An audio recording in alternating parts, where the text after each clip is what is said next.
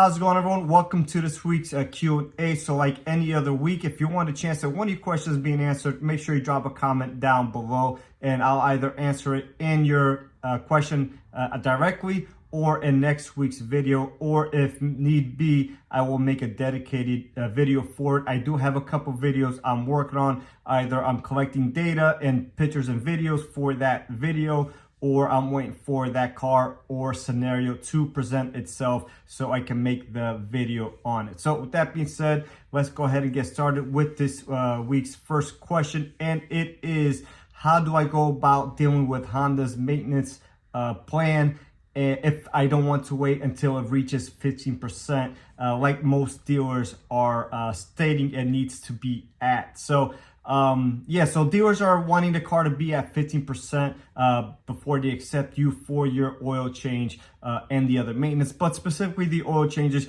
And if you've been following my channel, you know that I'm not a fan of Honda's algorithm, although as of late it has gotten better. But for some of the other older cars, it went like 10,000 miles, which is absolutely ludicrous. On my TLX, actually, it goes about 7,000 miles without resetting, which I'm actually working on a video that just to confirm it for you guys. But anyways, what I recommend is you go get your oil change done whenever it reaches that percentage. And in between, so at about 3,000 to 5,000 miles, get your oil change done outside elsewhere, or pay for it and don't have them reset the maintenance minder. And like that, when it does turn on, then you go ahead and get the oil change done again. If you time it correctly, you should be doing your oil changes every 3,000 miles or so, which I'm all for. Do not follow the maintenance minder, especially if your car is either modified or you're driving it hard. Don't follow the Honda maintenance minder. It's just simply not aggressive enough, and it's only making an issue down the road for you. So especially if you plan on keeping a car, that's not something you want to be dealing with in 100, 200,000 miles with, sticking rings or oil consumption or anything of that nature. So hopefully that answers the question for you. So this next question is, at what service interval does Honda recommend you change your coolant in your Honda power inverter system? Now, I looked and I looked and I looked and I couldn't find anything. If you are a tech and you have something that indicates some sort of a maintenance for this, make sure you do share down below. But I would say every 60,000 miles or every 3 years or so would suffice, which is normally when we're recommending coolant, at least at my dealership. And a Honda coolant generally doesn't break down too much, but we do it as a precaution regardless. Make sure you're not using aftermarket coolant in these cars. They have a high corrosion rate and end up damaging heater cores, radiators, etc. So make sure you do go to a Honda dealer or somebody that has the capability of bleeding these systems correctly. You do need a scan tool to turn on the electric pump to bleed these power inverters. So, and if you're going to an outside shop, definitely make sure they are using OEM Honda coolant only. So hopefully that answers the question for you. So this next question, I'm actually probably going to be making a video on this specific tool, but how do you go about isolating certain noises? So it really depends. If it's a rotational noise, then we sometimes spin the wheels in the air, either by hand or by driving a vehicle, to isolate a bearing noise or a tire noise. A tire noise will typically increase with speed, as well as a bearing, although tire noise you will 9 out of 10 times be able to see on the tread pattern. So if you happen to have a noise from the engine side of things, you can either use a stethoscope or a long screwdriver. Noise does travel through that stuff. Sometimes a screwdriver is just a better tool and has a longer reach. If you suspect it's something from the engine, one thing you can easily do is remove the drive belt or belts. And if the noise stops, and obviously it's one of the accessories, whether it being a water pump, if it's external and not driven by the timing belt, or an alternator, compressor, or whatnot. Also, if it is a compressor noise, leave the drive belt on there. And if the noise pitch changes with the compressor cycling on versus off, that's basically guaranteed that it is a compressor. Now, if the noise, you remove the belt and the noise proceeds, then obviously it's something inside the engine at that point, or the transmission. Also, typically transmissions will have a whine versus a groan or anything like that. But you know, it still applies. You'd either use a stethoscope or a long screwdriver, which I do like to use a lot. Now, if it happens to be something that you can't pinpoint, or something that is only while the vehicle is under load or you know, being driven, then at that point you would use chassis ears. They have really nice sets that are wireless, and you basically hook them up to a couple different you know, points of the car, wherever you think the noise may be coming from, and you would do it that way. You switch from different pickups to pickup, and use the unit inside the car, and you would isolate it that way. So a couple different ways. There's also more different ways, but that's basically what it comes down to in most people's noises. And certain times there could be like shifting of suspension, and at that point typically you see the mark of the bolt, and you see the, for instance, the control arm moving and the bolt moves with the arm, so you'll notice you know, signs of it moving and shifting. If it happens for an extended period of time,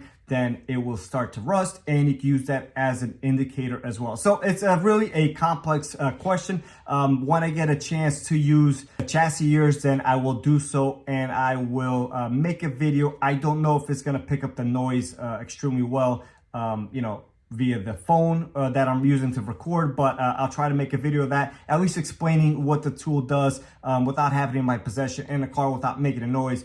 Is kind of hard to you know, describe to you guys, but it is a great tool to use. Most people won't have this tool, although using simple tools, like I said, stethoscope, feel, hair, you know, etc., stuff like that, you can really narrow down a lot of noises. And also using process elimination, like I explained, by removing certain components like your drive belt. So hopefully that answers the question for you. So the next question is, do independent shops outsource to dealers and other you know, people they may use, like for instance, a locksmith or anything like that? And the answer is yes, absolutely. So like I said in my previous video, if you have a good relationship with your independent shop and you trust them, then go ahead and use them. Sometimes they may have a something going on with the car that they don't have the tool for.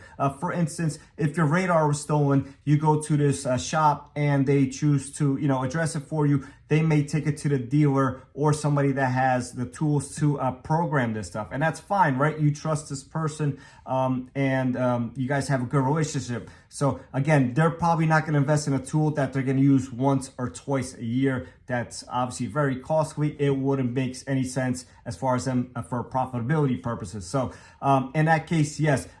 Typically, I probably work on 5 to 6 cars a week from outside shops. Generally, they are body shop cars that need SRS units, you know, programmed, or the Honda sensing program, or whatever the case may be. And again, these guys just don't have the tools for that and aren't going to invest it because it is costly, and you know, it just doesn't make sense for them. Unfortunately, we'll charge what we have to charge, and they're probably going to add some sort of surcharge on top of that to you. But again, that trust and relationship you guys have is probably more important than you saving a couple bucks for a once in a while, you know, issue. So, to simplify things, yes, absolutely. Independent shops do outsource when needed, or whenever they're in a bind. Maybe sometimes they, you know, got into something that is a little bit over their head, and again, they'll bring it to us, and we'll charge them to either diagnose it or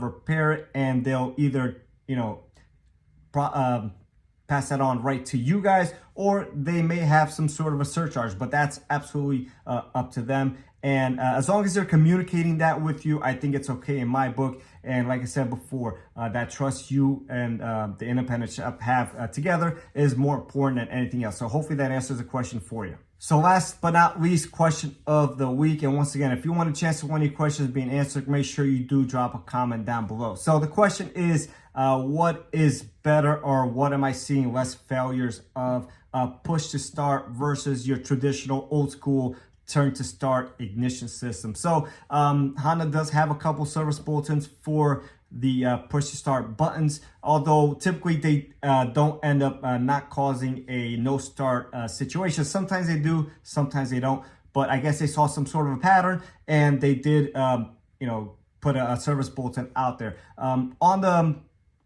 As far as that goes, they've been relatively good. We started with these back in like 2013 or so, S2000 excluded. Obviously, that was a totally different ball game, but even those were good. So relatively speaking, I think they are great systems versus the turnkey style ignition systems. Now, they end up burning eventually. You can only turn it so many times and before they start to wear out. And this usually happens on higher mileage vehicles, but I am seeing a big fail rate on those at this point. So anytime I bring in an older vehicle, I'll start it slightly slower, and that's usually when they will cause the issue. And I do it slightly slower on purpose because I know there is a common thing going on with them. And before they cause any other damage, I tell the customer that this is an issue. You may or may not have noticed it, but I'm noticing it, and I'm just forwarding that to you. So in simple terms, I think the old school ignition